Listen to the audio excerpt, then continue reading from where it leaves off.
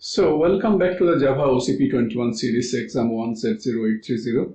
I am Arup Basu from ClusterMicro Technologies. In this video, we are covering handling values section, string immutability and string key methods, which fall under the OCP 21 syllabus objective. Okay. So before we start, if you are new to this channel covers every objective of the Oracle Certified Professional Java SE 21 exam. We also have an OCA series. You can check it in the YouTube. String in Java is immutable, meaning once a string object is created, its value cannot be changed.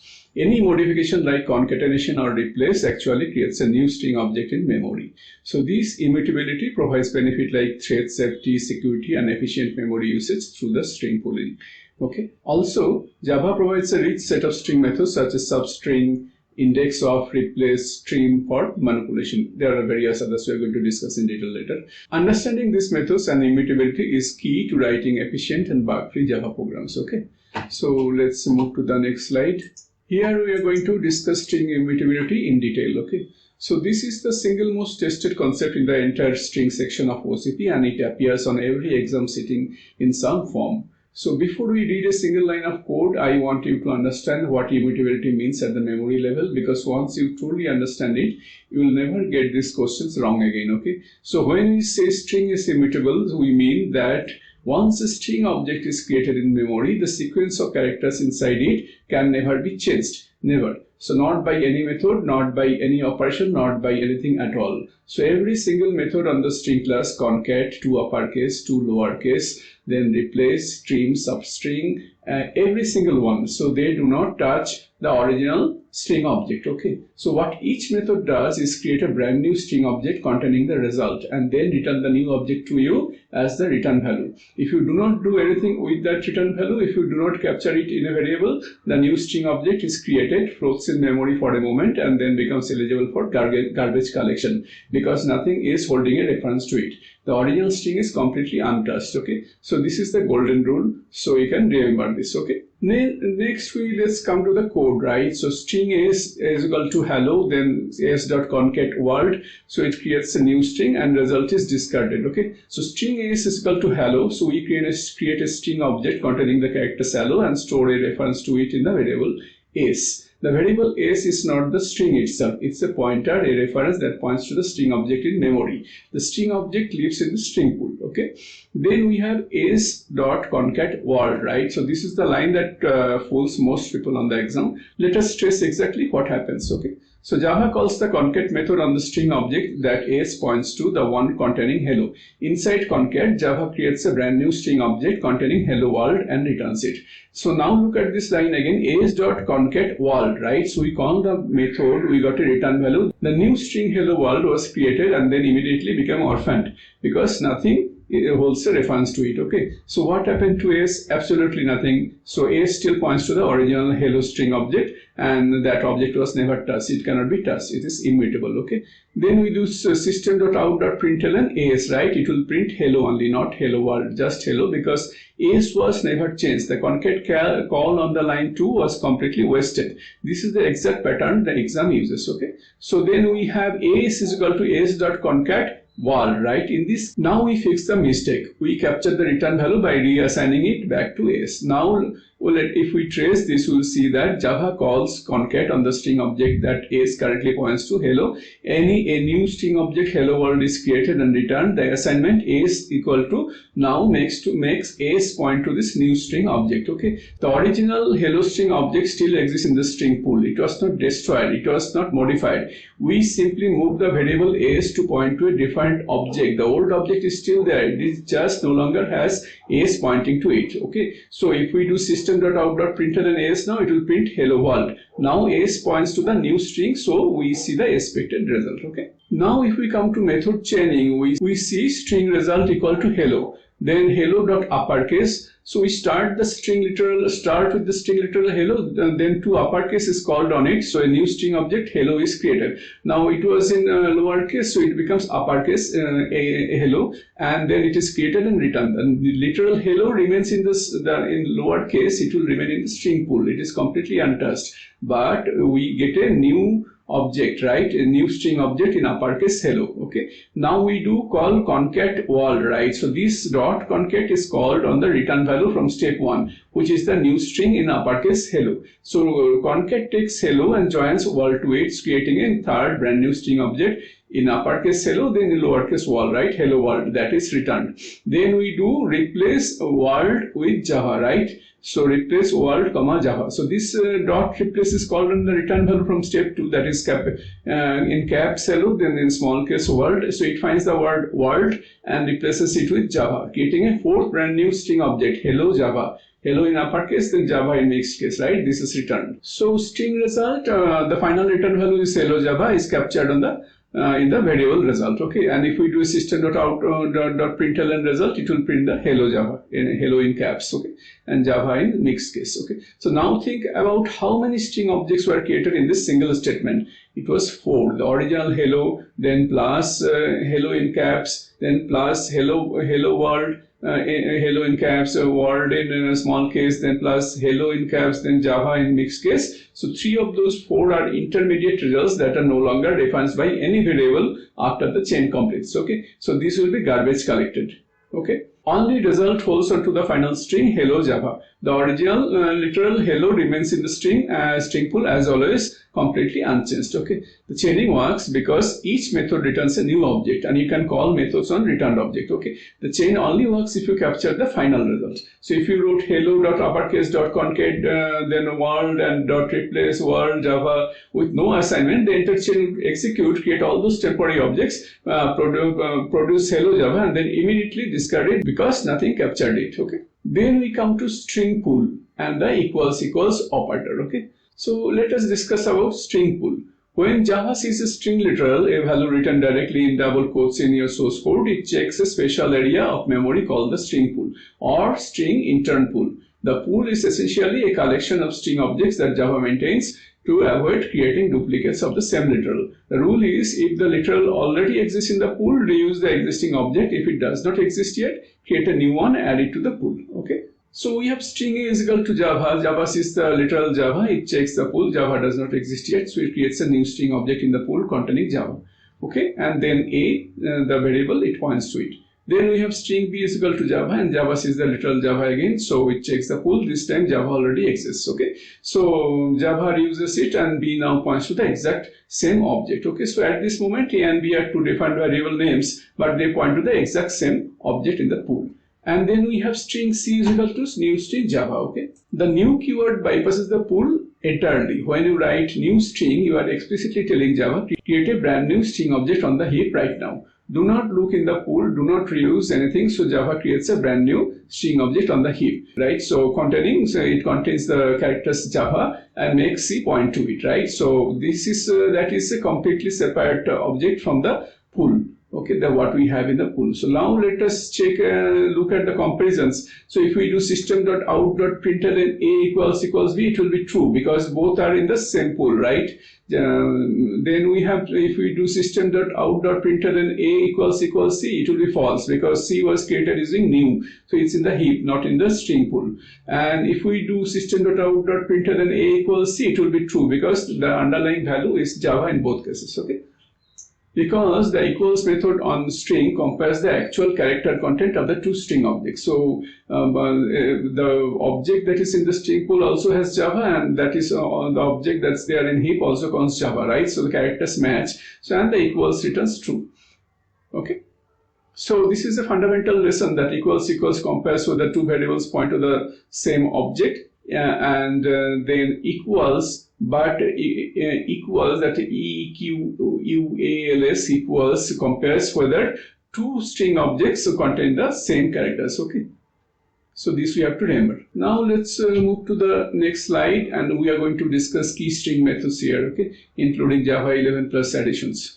So this slide covers the string methods that appear most frequently on the OCP exam. So we will split this into two groups as we go through them. So first group is the classic methods that have been in Java since version 1. These are methods you may already know, but the exam test specific edge cases and precise index behavior that trips people up when they thing, they know the method. Okay, so the second group is the Java 11 additions, isBlank, repeat, and lines. These were added relatively recently, and OCP 21 specifically tests them. Many candidates who studied for OCA or earlier exams have never seen these methods. Okay, they are very straightforward in what they do, but the difference between isBlank and isEmpty is one of the most commonly tested, okay, distinctions in our entire module. So let's go through them line by line. Okay. So we have hello.length, so it will return 5. So length returns the number of characters in the string as an int. Hello has 5 characters, so the result is 5. This sounds obvious, but there is one important exam trap there. Okay, so length is a method on string, so it has parentheses. On arrays, length is a field, no parentheses. This exam mixes these two to see if you notice. Array.length, no parentheses, string.length with parentheses. Okay, so if you write string.length without parentheses, it's a compile error, and this is very much tested. Then we have hello.charAt 1, right? So it will return E. Why E? Because charAt returns the character at a specific index position. So Java uses zero-based indexing. The first character is an index 0, and second is as index 1, and so on. So in this case, if we want at 1, right? So index 1 is E, so it will return E. And index 0 is H, right? Then we have hello.indexOf LL, so it will return 2, right? So indexOf finds the position of the first occurrence of a substring within the string, okay, and returns the index of where it starts. If the substring is not found at all, it will return a -1. So in hello, where does LL start? H is at 0, E is at 1, and the first L is at index 2. So LL starts at index 2, the result is 2. So here we have to remember, we have to know two things about indexOf. First, it returns the starting index of the match, not the ending index, okay? And second, and very importantly, if the substring is not found, it will return -1. It does not throw an exception, okay? So this is different from charAt or charAt, which does throw when the index is out of range, okay? The exam specifically tests whether you know that indexOf returns -1 for no match rather than throwing, okay? Then we have hello.substring 1, 3. So what it will return? It will return EL. So substring is the method with the most exam traps. So let's go through it very carefully. The 2-argument version takes a start index and an end index. The start index is inclusive. It is included in the result, and the end index is exclusive. It is not included in the result. Okay. The substring contains characters from the start index up to, but not including the end index. Okay. So here for hello 1, 3, right? So 1 is E, and then at 2 is L, and then at 3 is L, right? So 1E is inclusive, and the last L is exclusive, so it will return EL. Then a few edge cases, if we discuss what it will return, right, when we do hello.substring 0, 5, right? So it will return hello only, and it's valid because the end index is equal to the length is allowed, okay? Then if we do hello.substring 5, 5, right? So it will return an empty string, okay? So it will be valid, no exception. Then, but if we do hello.substring 5, 6, it will be string index out of bounds exception, okay? So end index is beyond the length. Okay, so we have the string called hello, right? So here H is at index 0 and O is at index 4, right? 0, 1, 2, 3, 4, hello. When both indices are equal, like hello.substring 5, 5, right? Java will return an empty string, not an error. We have to remember this. But if the index goes beyond the length, right? Hello.substring 5, 6, it will throw a string index out of bounds exception, okay? So we have to remember the rule that 0 less than equal to begin, less than equal to end, less than equal to length, okay? So anything outside this causes an, okay. Then we have hello.contains ELL, right? So it will return true. So contains checks whether the string contains the specific sequence of characters anywhere within it, right? It returns a boolean. Hello does contain ELL, right? So at position 1, 2, 3, so result is true, okay? Then we have hello.startsWith HE, and it will also return true because startsWith checks whether the string begins with the given prefix hello startsWith HE, the first two characters match, okay? So it will return true. This is also, and there is also an endsWith method that checks the suffix, okay? Then we have hello world dot replace world comma Java, right? So it will return hello Java. Replace method, it replaces all occurrences of the target with the replacement and returns a new string. Okay. So then we have hello.strip. Then it will hello, before hello there is some space there, so dot strip, it will return hello without any leading spaces. Okay, so strip removes any leading and trailing white space. Okay, so here we had with the leading white space before hello, so that has been removed. Okay, so all the result is hello, all the spaces at the start and end are gone. Okay, if there are any spaces between the words like hello Java, or that would be preserved, so strip will not remove them. So you might know trim as well, which does a similar thing. The difference is important, you have to know it, right? The exam, because the exam test it. Trim removes the character with the Unicode value less than or equal to less than /U0020, the standard ASCII space. So strip is Unicode aware. It recognizes and removes all Unicode whitespace characters, whether which includes things like non-breaking spaces and other whitespace that exist in the non-English text. Okay. So in modern Java, strip is preferred over trim. If you see either on the exam, strip is the correct modern choice. Okay. Then let's come to Java 11 plus additions, right? So first, let's discuss isEmpty versus isBlank. This is a guaranteed OCP 21 exam question from this slide, so know this very well. Okay, so isEmpty asks one question and one question only. Is the length of the string equal to 0? That is it, right? So nothing else. The only string that returns true from isEmpty is a string with no characters at all, the empty string. And isBlank asks a different question. Is this string empty, or does it contain only white space characters? It returns true if the string has no characters, or if it has characters but they are all white space. Okay. Now let us apply this to our example. So we have space within quotes isEmpty, it will return false. The string with space within quotes contain two space characters. Okay, right? So its length is 2, not 0. isEmpty checks only whether length is 0. Length is 2, so isEmpty returns false. The string is not empty, it has content. That content just happens to be spaces. isEmpty does not care what the content is. Okay, and then we have isBlank, so it will return true. The same string with two spaces, dot isBlank checks is this string empty, or is it all white space? The two space characters are white space. Okay, so yes, the string contains only white space, so isBlank returns true. Then we have no space isEmpty, it will return true, right? So empty string, so has length of 0. So isEmpty checks if length is 0, it is returns true. Then no space within quotes is blank, it will also return true. An empty string has no non-white space characters in it, so isBlank returns true.